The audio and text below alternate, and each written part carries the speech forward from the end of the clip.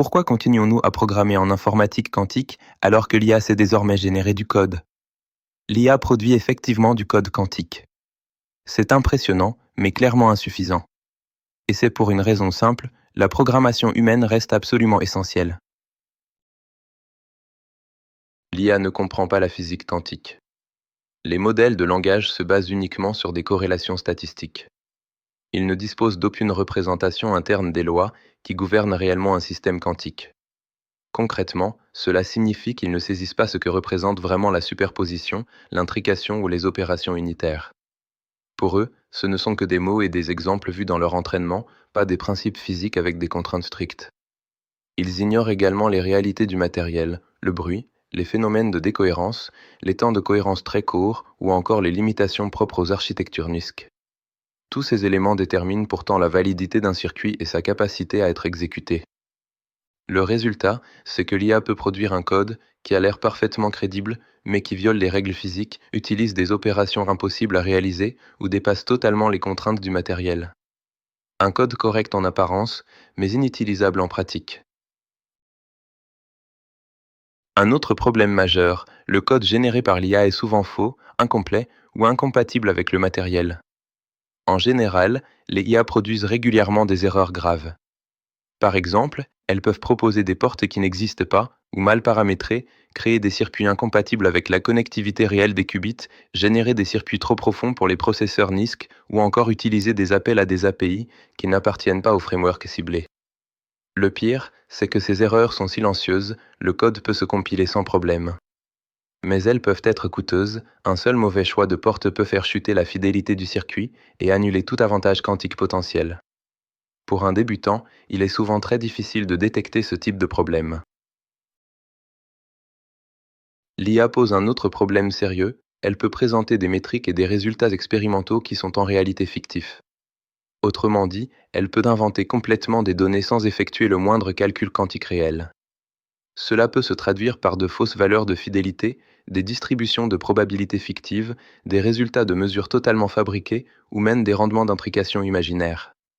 C'est un risque majeur, surtout en pédagogie et en recherche, parce que ces chiffres donnent l'illusion d'une validité scientifique alors qu'ils ne reposent sur rien de réel. Il y a aussi un point fondamental, l'absence totale de garantie mathématique. La validité d'un algorithme quantique repose sur des bases très strictes comme l'algèbre linéaire, qui structure les états quantiques, les transformations unitaires, qui doivent préserver certaines propriétés, les preuves de complexité ou encore différents invariants mathématiques. Une IA générative ne produit aucune preuve et ne vérifie pas la cohérence mathématique d'un circuit. Elle ne peut pas déterminer si deux transformations sont réellement équivalentes ou si un algorithme respecte les règles fondamentales de la mécanique quantique. En pratique, elle peut donc proposer un circuit qui semble crédible, mais qui est mathématiquement incorrect. Autre limite majeure, l'IA n'effectue aucune optimisation hardware.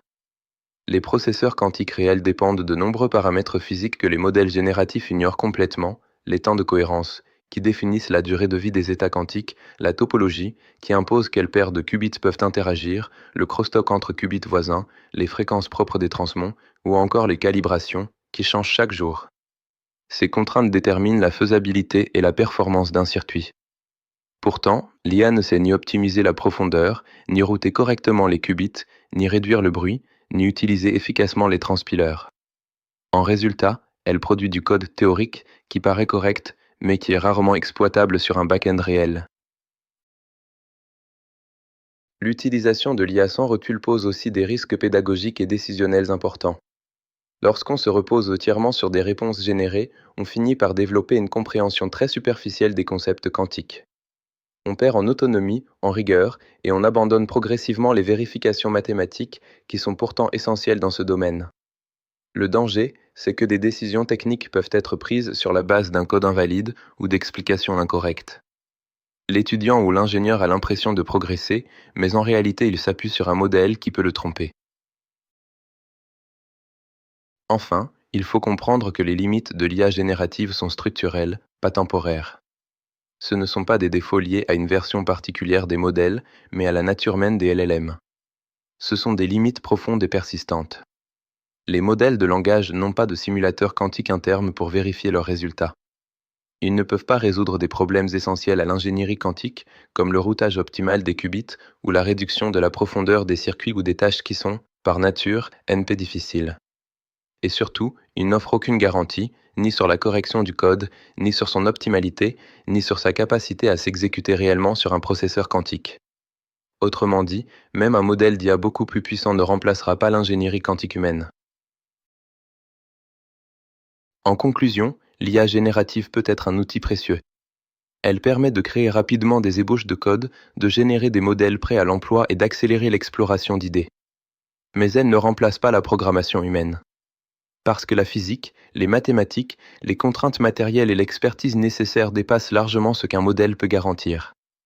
La programmation quantique repose sur une compréhension profonde de ces éléments et aujourd'hui, seule l'expertise humaine peut assurer la validité, la cohérence et la performance d'un programme quantique.